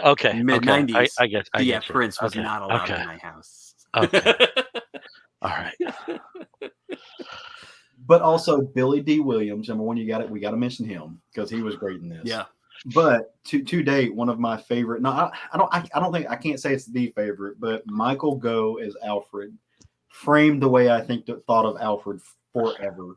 Mm-hmm. Like he is this little man with such a big heart and such a big stature that is just the pinnacle of class to me. And that framed the way I thought about him for a long, long time. I also think Robert Wolpe gives a very nice comedic performance, and he's somebody that I can just look at and laugh. Yep. Yeah. And remember, it was one of those movies you had to have 2 soundtracks. Yep. I remember when this was coming out because it was promoted extremely heavily, and I did get to see it in the movie theater. It was nothing like it. No. Yeah, and I absolutely loved it. I think my parents were kind of like surprised. I think this is rated PG, but it was so great. And of course, Nintendo was really pushing the Batman video game at the time, even though I hear that it was terrible. I never got to play it. Just all sorts of things with this movie that just so was unique and new. Okay, so like when I was making like the "oh my god, I'm so old" faces when Caleb just said that you were 2, and then Steve, you would have been 9 when this came out. What time of year? I was between 8 and 9. So 8 and 9. Okay, yeah. So you were young kids. I had just graduated college. All right, and this was the release in the summer, like right after it came out, 3 weeks after I graduated. And no money, you don't have any money, because you don't have your first job yet, even if you had a job lined up, probably doesn't start till September. So, and I was spending like so much on the Toy Biz toys and the posters, because it really was mania. I mean, stuff was everywhere. Oh yeah. And it was really exciting. I mean, I think it kind of holds up. I think it holds up much better than the other 3 films that are part of the Burton-ish era. Yeah, I do. I hate Batman Returns. I know we'll have a big disagreement on this one. Yeah, no, it's like, yes. Sorry, I like Michelle. I like Michelle Pfeiffer. Torn off. I like Michelle Pfeiffer. But it's especially rewatching it a couple weeks ago, and it's it's a studio shot film, like almost completely. There's one outdoor scene. 100%. And my God, when you have like a high definition thing, boy, it shows. I mean, you like expecting to see like tape on flats. So if you do watch it again, maybe if you have a DVD version, maybe go with that. Go it's standard definition. Turn down the resolution a little bit. Yeah, it make might it be. fuzzy. It might help you out. But I think this one still, it still holds up.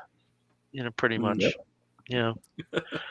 All right. Over to my number 1. So we're gonna go over to Caleb's number 1, which is also my number 2 and Steve's number 2. The movie I want to talk about is another case where it's not a superhero film, and that is the 2005 mob action thriller. I don't know how to describe it. A History of Violence, directed by David Cronenberg, starring Viggo Mortensen and Maria Bello. How Maria Bello was not nominated for Best Supporting Actress in this movie, it boggles me. She is so friggin' electric in this movie. William Hurt was for his 6 minutes on screen. Still don't know why. And Ed Harris is in this film, and basically, Viggo Mortensen is the owner of a small town diner in what turns out to be, I was very disappointed in this, a fictional town in Indiana. And it turns out he has a past. And part of that past was as a very effective hitman. And people from his past come to this small town, and that we discover, though he calls himself Tom, he's actually named Joey Cusack. And this movie, oh my god, it baffles me that I'm not the biggest Cronenberg fan. I'm not the biggest fan of most of the most of the male actors that are in this, but it uses them so well in this context. There is a scene which is one of my favorite scenes in the movie, and this was a 2005. I'm not sure if they could do this scene now, where basically Vigo and Maria Bello have sex on the stairs. And this is after they've had a very substantial argument. And it shows the very fine line that can exist between sex and violence. And it's a stunning scene. And that would be, though this film would not be in my top 10 films of all time, that scene would be in my top 10 scenes. It's don't expect like a zany romp. I mean, it is a very violent film, which you can tell by the title. But for a film to display how tense situations, and particularly family situations, can be, given the secrets that somebody holds in their past, I just think it's a stunning work, and I loved it. I've been showing my Blu-ray copies. I have a weird 2-movie collection of this with American History X. That's not exactly a film that I really was expecting this to be hanging out with, but it's still the full thing. It's still like 2 Blu-rays that didn't sell that they put in one package. It's a stunning piece of work, and you have there the original graphic novel that this was based on, written by John Wagner with art by Vince Locke, and was originally part of DC's Paradox line, which I think eventually was was eventually swallowed up by Vertigo. And one of those films that I think films that we were talking about, like Persepolis and The Death of Stalin, that some people would be very surprised that a graphic novel was the origin point for this story. And it actually is though there are some differences in the story, it does follow at least the tone of the graphic novel very closely. There's certain deviations to the story, but the tone, and you see there with a mobster having a guy hanging in a butcher hole. It's a very good way. Have you guys ever seen this film? Yeah. I've only watched it once, though. Watched it once. I've seen it a few times. Yeah. So it's funny you were talking about scenes.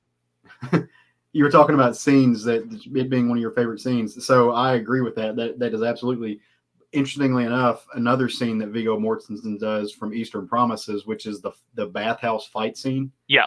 Those 2 scenes are 2 of my favorite scenes in cinema. I think they're both incredibly well done. Something about Viggo Mortensen in actually both of those movies brings to mind the word sinewy. Very, very strongly. And I get that feeling from him, from Ed Harris, and from Willem Dafoe. They just personify sinewy. And they do like to get shirtless. Yeah, and just even the smaller parts, like Peter McNeil is the sheriff of the town. I mean, just a really exquisite performance of somebody who's just so outgunned, and just portrays that so well. And it's a very, very good film. And that's my number one. And that's the film I would say is, out of all the comic book based films, this is the one that I think that I would say is both my favorite and both the best one. Sometimes they're not exactly in alignment, my 10 favorite films, Mommy Dearest is up there. I'm never going to pretend that's a great film, but But in terms of favorites, God knows it is. So sometimes best and favorite aren't married. In this case, I think they most definitely are. Yeah. Okay, so we're getting to the number one. That's Caleb's, my number two, Steve's number two. So I think this is probably the consensus pick of the best comic book film. Let's just say, in terms of consensus, we'll go that way. So it's your number one, Caleb. Talk about it. All right, so this is going. I really don't think this is going to surprise many people. It is many people's favorite Marvel film. I think it's a stalwart of the Marvel. It just Enterprise, the machine. It features characters that have formed the backbone of this, and of course, it's none other than Howard the Duck. We all just it's no, I'm kidding. I'm kidding. It is Captain America: Winter Soldier. To me, this really showcased the epitome of what the Marvel machine does, which is they make comic book movies, but the way that they win the comic book movie game is they don't make comic book movies. They make genre films steeped in the magic and the notion of what they are, and then they attach a superhero to it. And that is this film to me. It is one of the best espionage spy films. To me, it's up there with things like Jason Bourne. It's up there with some of the best 007 films as far as what it dictates and puts out there. But it just also nails the character. Like, it takes all of that love from that genre element of it, and the three people on your screen. It gives you the heart of Steve, this man lost in time, this man out of place. It gives you the Scarlett Johansson's Black Widow is phenomenal in this. She is dangerous. She is deadly. You don't know which way she's going to twist and turn. Samuel L. Jackson is a sheet of ice. Like, in this movie, he is just stoic when he needs to be, but he drops line after line after line that just are one-liners that crack me up. It also gives you a gateway into the future of kind of where Marvel's heading with these movies. With the return of Bucky with the Winter Soldier, it shows you, and that to me is the biggest part. It plays off of the Red Scare elements. So there's a little bit of history there, and it shows this East-West rift with the people who made Bucky into the Winter Soldier, and his drive to kind of right those wrongs. And man, just the idea and just the largeness of this film as they show you what S.H.I.E.L.D. is and what it can be and what it's not. And this one man standing against, he's the man at the wall in this movie, and kind of just the last vestige of hope and faith in a system that might not work when it needs to, but the spirit of the system is alive in him. And I can get goosebumps talking about this movie all day long. It's definitely my favorite Marvel film. It's my favorite superhero film. And I think this was the other film I was talking about. I said I had two that would fit into my top 10. I think this would probably fit into my top 10. I think it's perfect from intro to outro. Mm-hmm. Yeah. I agree. There is one character missing from this poster who has an integral part in the film.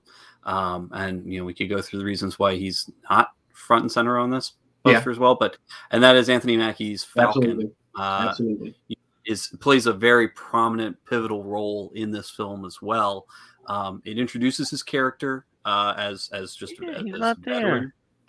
No, he's not. And also, like, on my Redford's there, but on mine he's over on the side here. Yeah. I mean, this is probably one of the best character posters that I was able to find, but it does miss him, and we don't see him there. But all of the characters in this, you got it right. Like, this is a genre film. This is a spy political thriller that just so happens to have comic book characters as the main protagonists and antagonists. And I think they do an amazing job. It's a very well done, very well crafted, exciting, suspenseful thriller of a film. Where the characters don't have these shocking superpowers. Like, none of them are blasting lasers out of their faces. There's no flying, no real. Anthony Mackie as the Falcon can fly, but a lot of it is based around sort of this somewhat believable, power set that these characters have, in that they're not all invulnerable. They don't have like, fire powers that can stop bullets and things like that. I mean, these are characters that can die, that can be hurt. Yeah. That And can even have the terrible- antagonists, even their plan is steeped in that believable real science. It does have that.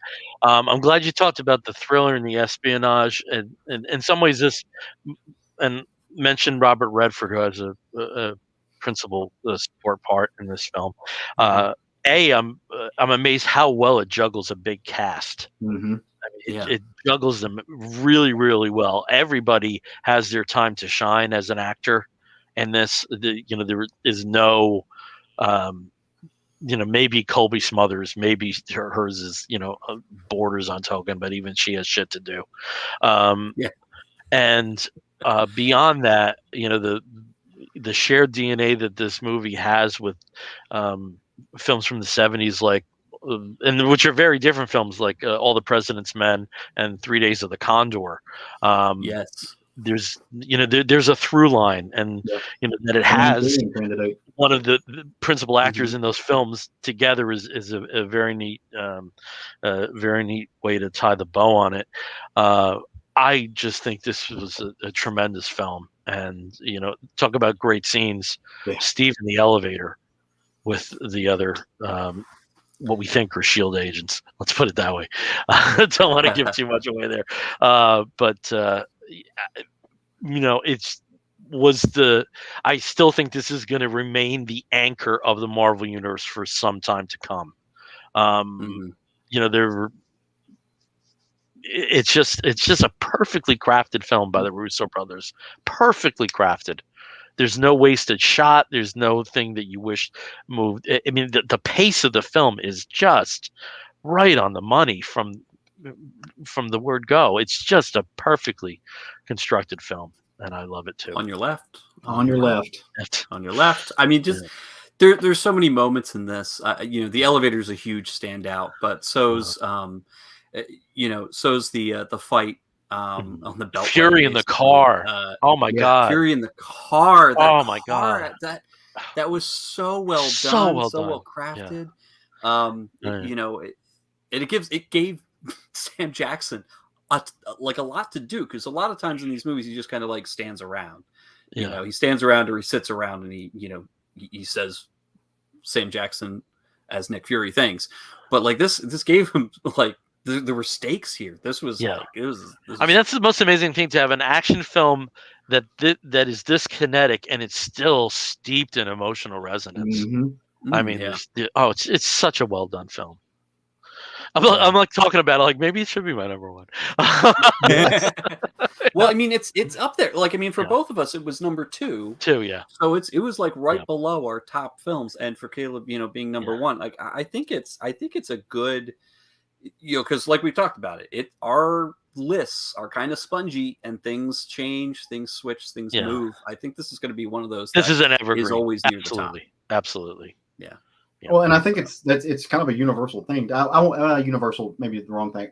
There are a lot of people just like us who we know. I mean, this is also Craig's favorite, from SFG. This is his favorite one. Across the board, people talk to, this is always at the height. So I think it's not universally recognized, but it's near universally recognized as one of the best comic book films to date. 100% agree there. I adore it. Yeah, out of the superhero films, and this is not a detriment. This is not a dig at it, but I do think this would be a great film if it wasn't a comic book film. Yes. Yep. I hope that's not a spectacular dig on Batman '89 and Superman '78 and the other movies we talked about in that bucket. It's just wonderful. All right. Yeah. Yep. All right. Well, I'm looking at the clock because, as I said, I wear the producer hat more than any other with this show, and it's time to start wrapping this up. I wish we could talk about some of our also rans and some of the other comments that have come in, but unfortunately, the clock's against us. So we're going to start wrapping this episode up. And when we wrap an episode of the Comic Book Bears up, we do so with a segment we call the Woofs of the Week segment. In the bear community, if you find a fellow attractive, you woof at him, and we do something very similar here, where we signify something that we effectively woof at as well. And it might be a TV program or a film or a comic book or anything under the sun that we think you, fair listener, or in this case, viewer, may be interested in sampling. I'll start as I always do with Steve. Steve, what is your woof of the week? So, thinking about this, and I talked about this right before we started recording. I just had to throw this in here as my wolf. This is Wie die Chronicle, which is a German comic book by Ralph Koenig. Very interesting. It's a sex comedy. It's got a lot of naughtiness and smut in it, but it's also one of the funniest and heartfelt comic graphic novels that he's done. They also made this into a film, only available in German. I don't think it's subtitled anywhere or available in other languages. So if you do find it, Wie die Chronicle, it is great fun. If you read the original German or can understand German, it's hilarious. It's great. And it's got a lot of eye candy. So Wie die Chronicle by Ralph Koenig, the comic or the film? Okay. Over to Caleb. Caleb, what is your wolf of the week? So my wolf of the week is going to be real quick and real sentimental, but and not too many people are going to care but me. But tomorrow when I wake up, it will mark the 5-year anniversary of being married to the love of my life and the man I get to call my husband. And so that's my wolf of the week. It's always unspoken, but my wolf is always him. It's always him. So 5 years, we've almost been together for a decade. But we've been married for 5 years, and he is my best friend and without a doubt the love of my life. And he has hung out and supported me and pushed me all through this law school thing. And I would not be the man I am if not. I would be dead if he weren't in the picture. So let's just be honest. But he's my wolf of the week. So happy anniversary, baby. I love you, and have a good night at work. I'll be here when you get home. Okay. Happy anniversary, guys. All right. I will talk about one of the great loves of my life. One of them, and it's just been something that's been cycling around my head since Sunday night. And my wolf of the week go to Aaron Rodgers and Mason Crosby of the Green Bay Packers. We were in a situation Sunday night, my heart attack pack, going in a minute and 37 seconds, and all of a sudden the 49ers take the lead at 29 to 27. And we get the ball downfield, have enough time on the clock, and Mason puts a perfect field goal through. We win 30-28. Sorry about I'm getting the numbering wrong. And oh my God, it's just, we had a number of incidents. Probably the most prominent was the miracle in Motown of Rodgers to Rodgers in the end zone. But oh my God, I've just been reliving it for days. And, especially with starting off the season looking like total shit and having two impressive performances and, luckily the Steelers don't look like they're operating with all guns firing. So I'm hoping we have a very good Sunday as well on that basis. So, so my wolves of the week go to members of the Golden Green. Very happy to be a Packers fan. Always will be. Yeah, we got Carolina this week. I don't know how that's going to work out. Yeah. Probably not good for you. It's bizarro football. I mean, it's bizarro football, and God, I would have loved to get Sherman though. Oh my God. Yeah. Oh, fuck. Yeah. Yeah, you would have. Yes. He'd fit in too. That's the thing that gets me. It wouldn't be like I would say like JJ Watt would suck on the Packers. Right. Yeah. He's just not a fit. But Sherman, all right, that's not the type of show. This is the comic book show. So we thank you for joining us. Again, we are the Comic Book Bears podcast.